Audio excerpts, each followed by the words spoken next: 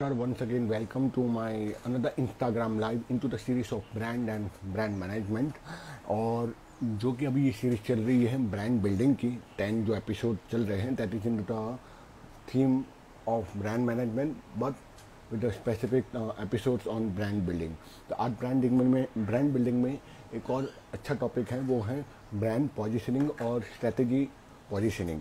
कि आपके ब्रांड की पोजीशनिंग कैसी होती है ये बहुत जानना ज़रूरी होता है. तो जब तक ब्रांड पोजीशनिंग आपकी क्लियर नहीं तो लोगों को समझ में नहीं आता आप क्या कर रहे हो. Take my example, I mean to having the multiple products, not product services. तो how I am posing myself as a brand strategy. I'm a logo analyst. I'm into the numerology. I'm also into the Vastu Shastra. I'm also into the face reading. I'm also into the handwriting analysis, signature, drawing analysis. तो कहाँ मैं अपने आप को post कर रहा हूँ. तो मैंने आर्टिकल्स लिखना शुरू कर दिया मोर ऑन द न्यूमरोलॉजी और उसके कारण सर्विसेज वो आने लगी और मुझे लोग आज न्यूमरोलॉजी के फॉर्म में ज़्यादा जानते हैं lesser than into the handwriting expert or into the handwriting analysis. Now why that happened? Because मैंने अपनी पोजीशनिंग लोगों को दिखाया I am very good into the numerology, जो कि न्यूमरोलॉजी जितना अच्छा करता हूँ उतना हैंडराइटिंग भी मैं अच्छा कर सकता हूँ. लेकिन मैंने अपनी पोजीशनिंग जिस तरह से मैंने रिफ्लेक्ट की मार्केट में, मुझे उसी तरह से लोगों ने देखना शुरू कर दिया and people start giving me the work or job of the numerology rather than into the handwriting analysis. So it is up to you how you position yourself into the brand name.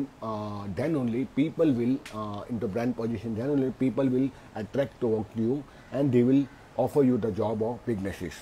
तो पहले ये जानना जरूरी है position strategy है क्या.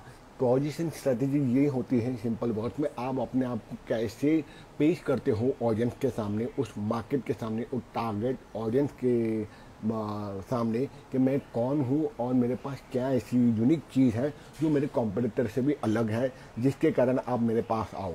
और ये पोजीशन स्ट्रेटेजी या पोजीशनिंग स्ट्रेटेजी ये वर्ड स्टार्ट किया गया था 1969 में. दो बड़े मैनेजमेंट गुरु रहे Jack Trout and AI rice.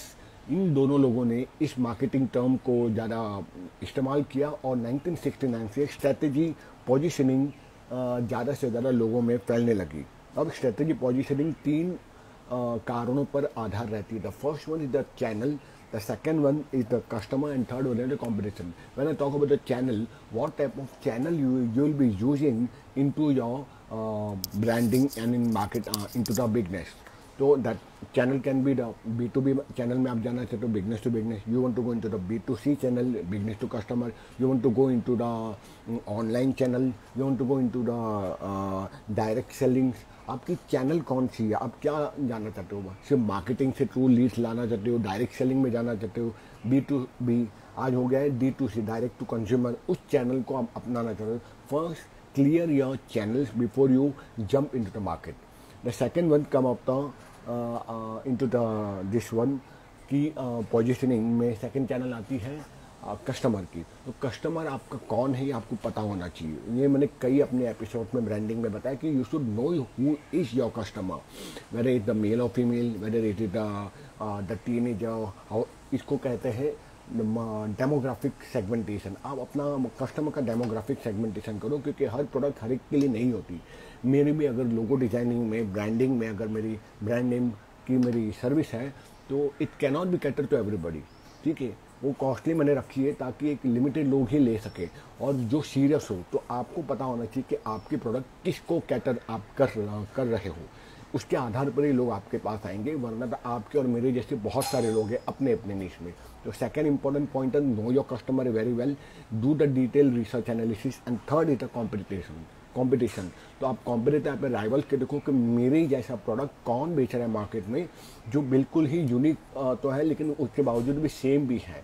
तो you have to study your competitor before moving into the brand positioning. और फिर ब्रांड पोजीशनिंग या स्ट्रेटेजी पोजीशनिंग में भी चार उसके प्रकार आते हैं. आप कहाँ अपने आप को फोकस कर सकते हो मार्केट पे. कोई भी आपका प्रोडक्ट या सर्विसेज हो, like I mean to the branding, designing, logo designing, vastu, ये सब में. तो मेरी सर्विस ओरिएंटेड प्रोडक्ट्स है. उसी तरह आपकी कोई भी प्रोडक्ट हो, ये चार ही चीज़ों पर आप खेल सकते हो. पहला आता है प्राइसिंग.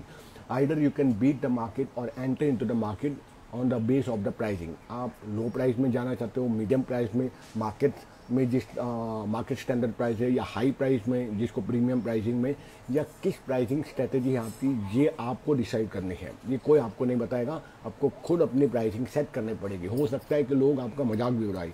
जैसे मैंने स्टार्ट किया था signature analysis at a very cost of 7,500, what I remember.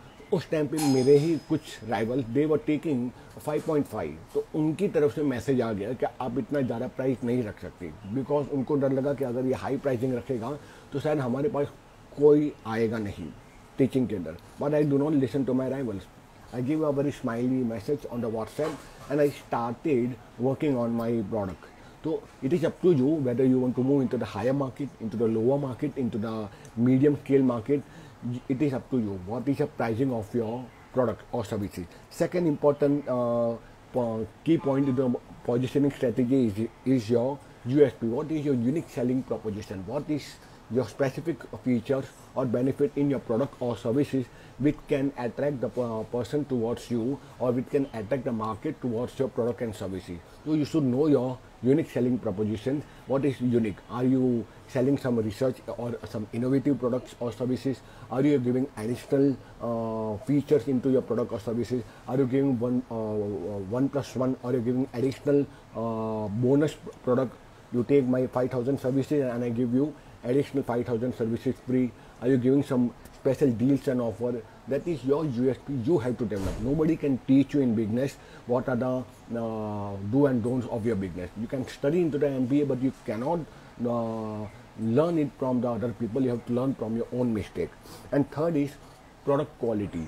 So it is up to your services. You know how it is services, what are unique selling proposition. But the best is you should have your rendering the services. Product आप services कैसे आप render करते हो, उसमें वो quality है या केवल बकवास माल आपने दे दिया है। आप 5,000, 10,000, 20,000 का प्रोडक्ट या सर्विसेज दे रहे हो, लेकिन उसके अंदर 500 रुपये भी कॉर वैल्यू नहीं है, तो वो प्रोडक्ट किसी काम का नहीं। चाहे पैकेजिंग, चाहे आपकी मार्केटिंग स्ट्रेटेजी, सेलिंग स्ट्रेटेजी कितनी अच्छी होने दो, it doesn't matter. So you should always try to give the quality into your product. And last is now competitive positioning. You have to look how and what is your competitors doing in the same niche, in the same product, in the same pricing, into the same USP. Then only you will able to understand कि market कैसे चल रहा है। Market को copy करने में भी बुराई नहीं है कि अगर आप मार्केट की स्ट्रेटेजी पोजिशनिंग कॉपी कर रहे हो, तो वो भी आपको एक हेल्प करता है कि आप सही रास्ते पे जा रहे हो, क्योंकि ऑलरेडी उसी स्ट्रेटेजी पे किसी ने काम किया है। ओला उबर से पहले भी कंपनी थी यूएस में जिन्होंने एक कार सर्विस स्टार्ट की थी, वो इतनी हिट नहीं हुई थी जितना उबर का नाम हुआ। उबर को देखकर ओला ने यहाँ कॉपी किया, ओला को लेकर कई लोगों ने कॉपी किया, और ओला से भी पहले इंडिया में मेरू भी आई थी। तो you should always try and take the ideas from your rivals also, and you should start working, because ideas alone cannot work. You have to start working immediately, no matter whatever the resources are available with you, it doesn't matter. ठीक है, तो ये सारी चीज़ें रहती कि आपको brand positioning करने से पहले आपको उस पर विचार विमर्श करना चाहिए। उसके बाद आपकी पैसा या मार्केटिंग स्ट्रेटेजी शुरू होती है। तो reposition your branding and brand positioning, then only you will able to catch the market specific audience to your businesses. So it's a very small and very point to point video I have made. I hope this make a sense to your business lessons, and I hope if I add some value, show me the thumbs up, give some comments. Even if it's very bad, I am okay for the negative reviews also. And thank you very much for listening to me. I shall see you into the next video into the series of brand and brand management. Bye bye.